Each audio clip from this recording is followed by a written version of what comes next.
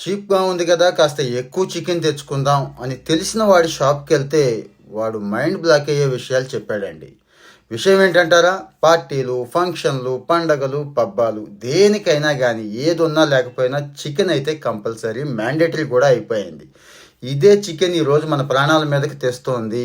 చాలా కొద్ది మందికే తెలుసు ఈ విషయం. అంటే చికెన్ పెరగడానికి, త్వరగా బరువొచ్చేయడానికి ఇంజెక్షన్లు గట్రా చేసేస్తున్నారు అన్నంత వరకే తెలుసండి చాలామందికి. కానీ రోజు చికెన్‌కి ఇచ్చే దాణాలో ఆ కోళ్ళ మేతలో వాడకూడని యాంటీబయాటిక్స్, ఒకవేళ తగ్గవైనా కూడా మోతాదుకు మించిన యాంటీబయాటిక్స్ డైలీ వేసేస్తున్నారండి. సో 3 నెలలకి రావాల్సిన చికెన్ నెలన్నరకే వచ్చేస్తుందన్నట్టు. వాటిని తింటే ఏమవుతుంది మన పరిస్థితి ఒక్కసారి ఆలోచించుకోండి. అసలే అంతంత మాత్రంగా ఉంది మన ఆరోగ్యం. వర్కౌట్ లేదు, బయటేమో పొల్యూషన్, ఏది తిన్నా కానీ దరిద్రంగా ఉంది. ఇప్పుడేదో చికెన్ అనుకుంటే అది కూడా చూసారుగా ఎంత దారుణంగా ఉందో. ఇవన్నీ కూడా